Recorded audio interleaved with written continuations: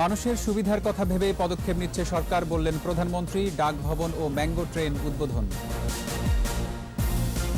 করোনায় কমেছে সংক্রমণ, ফাইজারের টিকার অনুমোদন। 3 মাসে চীন থেকে আসছে সিনোফার্মের 1.5 কোটি ডোজ।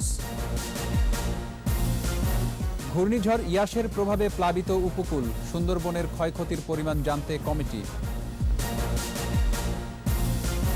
চলতি বছরের মধ্যে ঢাকা দক্ষিণ সিটির সব ওয়ার্ডে এসটিএস স্থাপন, বর্জ্য থেকে বায়োগ্যাস তৈরি শিগগিরই।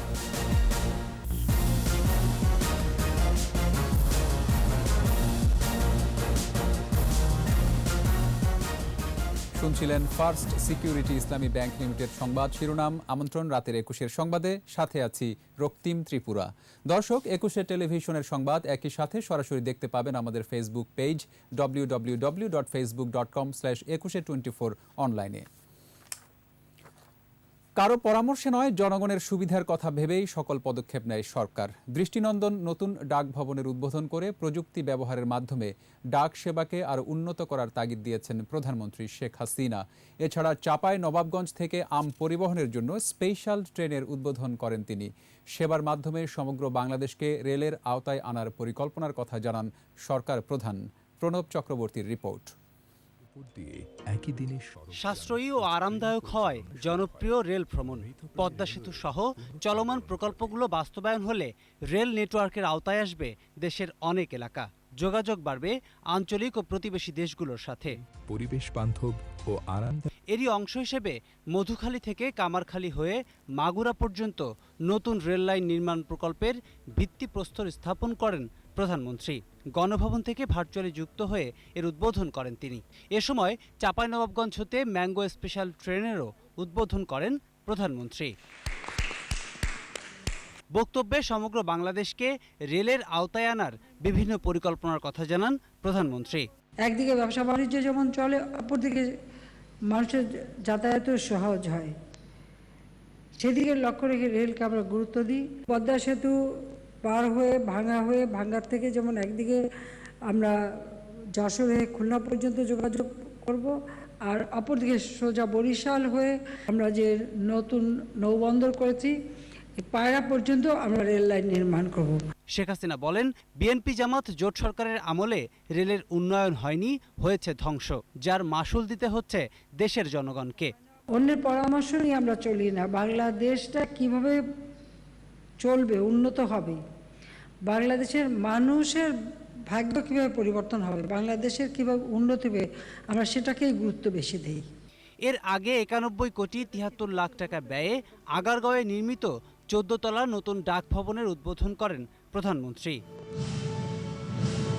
এ সময় তিনি বলেন, অনলাইনে বেড়েছে কেনা বেচা, তাই প্রযুক্তির সকল সুবিধা কাজে লাগিয়ে জনগণকে উন্নত সেবা দেওয়ার আহ্বান জানান সরকার প্রধান। পচনশীল জিনিস অর্থাৎ আপনার খাদ্যদ্রব্য থেকে শুরু করে ফলমূল তৈরি তরকারি, এগুলো যেন ডাকের মাধ্যমে পাঠানো যায় প্রত্যেকটা উপজেলা এবং ইউনিয়ন পর্যায় পর্যন্ত, যেমন সেখানে এরকম সেন্টার থাকবে। সেভাবেই কিন্তু এই ডাকের সেবাটাকে একেবারে জনগণের দোরগোড়ায় পৌঁছে দিতে হবে। তা সেই ব্যবস্থাটা আপনাদের এখন নিতে হবে। ডাক বিভাগে কর্মসংস্থান সহ ডিজিটাল সকল সুযোগ সুবিধা বাড়িয়ে এ খাতকে আরও উন্নত করার কথা জানান প্রধানমন্ত্রী শেখ হাসিনা। যেমন ডিজিটাল সেন্টার থেকে সেবা নিচ্ছে, এখন ডাকঘর সেন্টার সেবা নিতে পারে।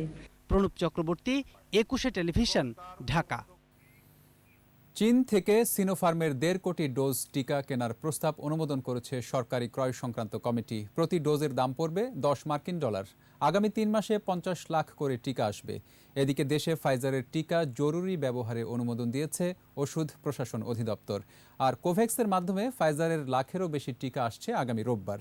অন্যদিকে কোভিড-19-এ 24 ঘন্টায় আরও 22 জনের মৃত্যু হয়েছে, শনাক্ত 1292। বিস্তারিত জানাচ্ছেন স্মৃতিমণ্ডল।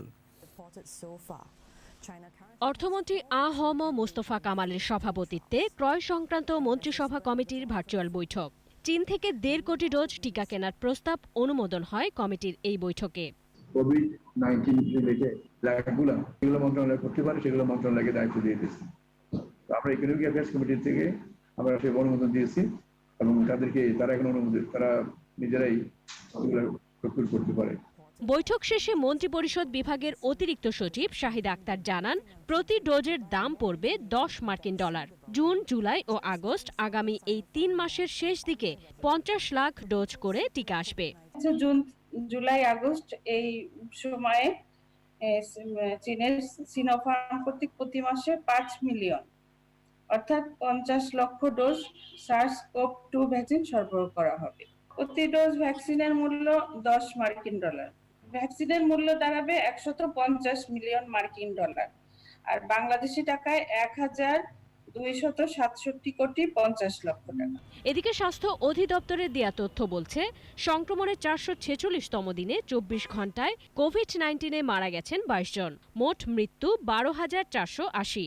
497টি ল্যাবে 15,915টি নমুনা পরীক্ষায় শনাক্ত 1,292 জন। সুস্থ হয়েছেন 1,291 জন।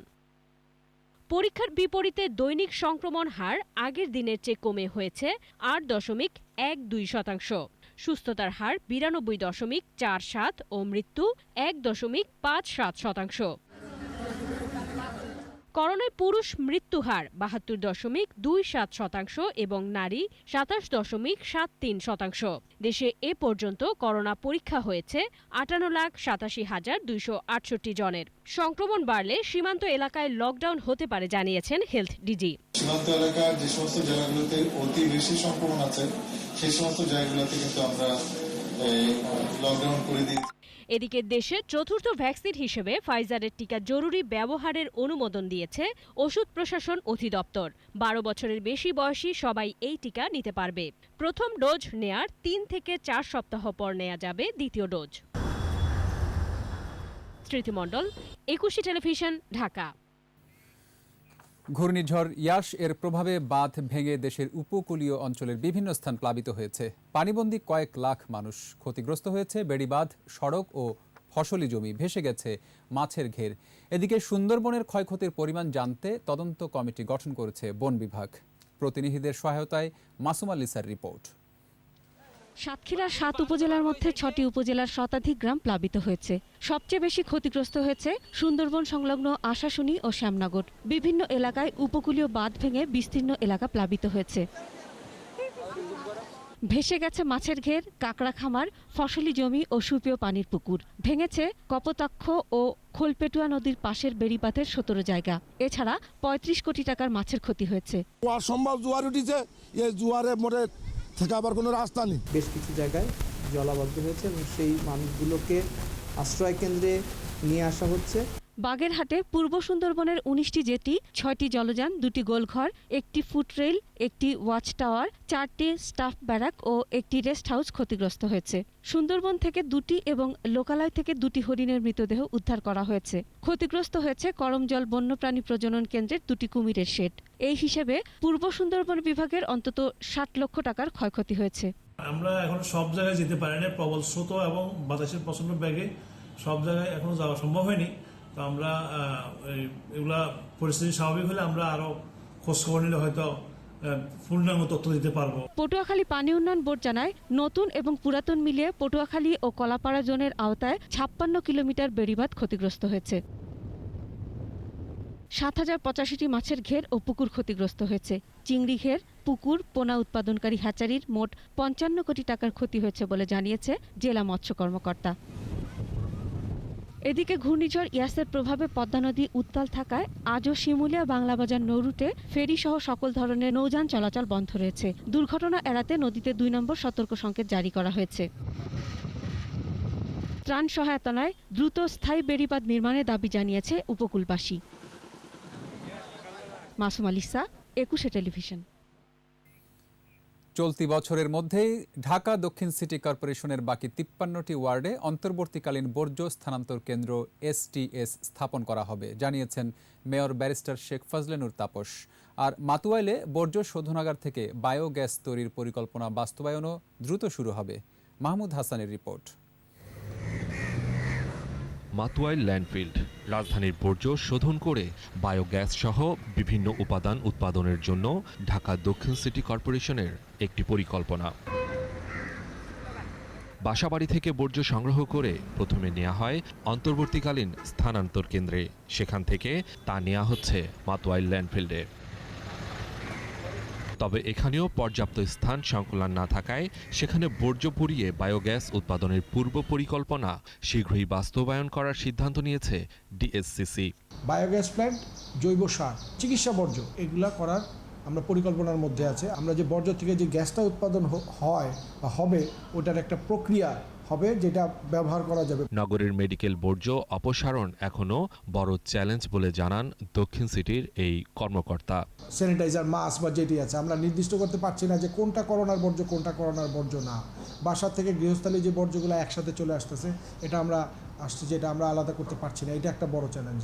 দক্ষিণ সিটির কোনো সড়কে যাতে বর্জ্য পড়ে না থাকে, আবর্জনার স্তূপ দেখা না যায়, সেজন্য প্রতিটি ওয়ার্ডে এবছরের মধ্যেই অন্তর্বর্তীকালীন স্থানান্তর কেন্দ্র স্থাপনের কথা জানিয়েছেন মেয়র। সায়দাবাদ এলাকায় এসটিএস উদ্বোধনী অনুষ্ঠানে বর্জ্য ব্যবস্থাপনা আধুনিকায়ন করার প্রত্যয় ব্যক্ত করেন তিনি। আমাদের লক্ষ্য আগামী ডিসেম্বরের মধ্যেই যেন আমরা ৭৫টা ওয়ার্ডেই আমাদের এই বর্জ্য স্থানান্তর কেন্দ্র আমরা স্থাপন করতে পারি।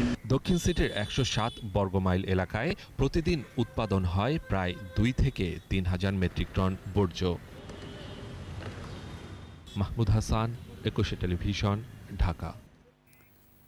নিচ্ছি প্রিমিয়ার ব্যাংক লিমিটেড সংবাদ বিরতি। নো মাস্ক নো সার্ভিস বিধি মেনে চলুন, সুস্থ থাকুন। যখন ফিরছি তখন অন্যান্য খবরের সঙ্গে আরও থাকবে।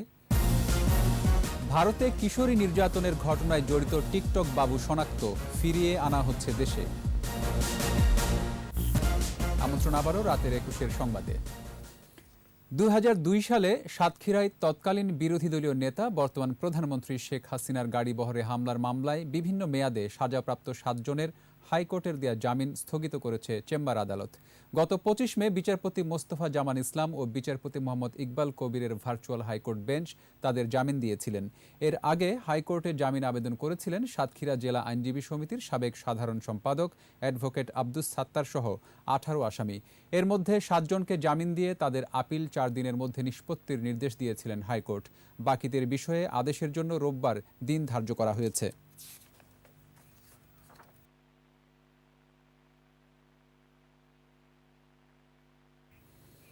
সামাজিক যোগাযোগ মাধ্যমে ভাইরাল হওয়া কিশোরী নির্যাতনের ঘটনার সঙ্গে যুক্ত রিয়াদ বাবুকে শনাক্ত করেছে পুলিশ। নির্যাতনকারী আর নির্যাতনের শিকার উভয়ই বাংলাদেশের নাগরিক বলে নিশ্চিত হয়েছেন তদন্তকারীরা। সকালে রাজধানীর তেজগাঁও বিভাগের উপ পুলিশ কমিশনার শহীদুল্লাহ সাংবাদিকদের এসব তথ্য জানান। ঘটনাস্থল ভারতে হওয়ায় আইনি প্রক্রিয়ার মাধ্যমে তাদের দেশে ফিরিয়ে আনা হবে বলে জানান তিনি। বিস্তারিত আহমদ বাবুর রিপোর্টে। প্রায় ২ সপ্তাহ যাবৎ সামাজিক যোগাযোগ মাধ্যমে এক তরুণীকে কয়েকজন মিলে নির্যাতনের ছবি ভাইরাল হয়। বিষয়টি পুলিশের নজরে আসার পর শুরু হয় তদন্ত। শনাক্ত করা হয় সংশ্লিষ্টদের। তদন্তে পুলিশ নিশ্চিত হয় ছেলেটির নাম রিফাতুল ইসলাম হৃদয় ওরফে টিকটক হৃদয় বাবু। বাসা রাজধানীর মগবাজারে। উচ্ছৃঙ্খল জীবনযাপনের কারণে হৃদয়কে পরিবার থেকে বের করে দেওয়া হয় বলে জানায় পুলিশ।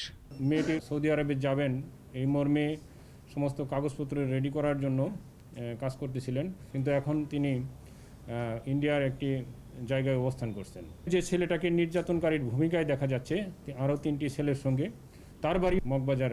মেয়েটিকে ভারতের কেরালায় নির্যাতন করে ভিডিও করা হয়েছে বলে প্রাথমিক তদন্তে পুলিশ জানতে পেরেছে। এ ঘটনায় মানব পাচার আইনে মামলা হবে বলে জানায় পুলিশ। আমরা মানব পাচারের মামলা নেব। মামলা নেওয়ার পরে তাদেরকে পুলিশ হেড করে এনসিবির মাধ্যমে আমরা তাকে দেশে ফিরিয়ে আনার ব্যবস্থা করব।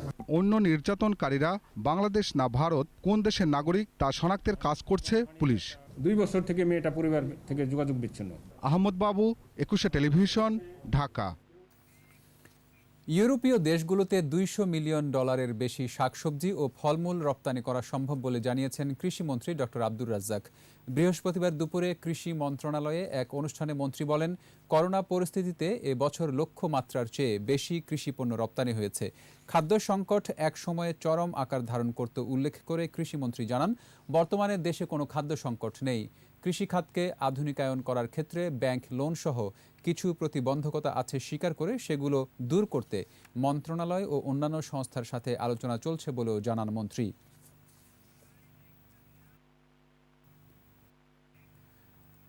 আর এরই সাথে শেষ করছি রাতের 21 সংবাদ। যাবার আগে ফার্স্ট সিকিউরিটি ইসলামী ব্যাংক লিমিটেড সংবাদ শিরোনামগুলো আরও একবার। মানুষের সুবিধার কথা ভেবেই পদক্ষেপ নিচ্ছে সরকার, বললেন প্রধানমন্ত্রী। ডাকভবন ও ম্যাঙ্গো ট্রেন উদ্বোধন। করোনায় কমেছে সংক্রমণ, ফাইজারের টিকার অনুমোদন। 3 মাসে চীন থেকে আসছে সিনোফার্মের 1.5 কোটি ডোজ। ঘূর্ণিঝড় ইয়াসের প্রভাবে প্লাবিত উপকূল, সুন্দরবনের ক্ষয়ক্ষতির পরিমাণ জানতে কমিটি। চলতি বছরের মধ্যে ঢাকা দক্ষিণ সিটির সব ওয়ার্ডে এসটিএস স্থাপন, বর্জ্য থেকে বায়োগ্যাস তৈরি শিগগিরই।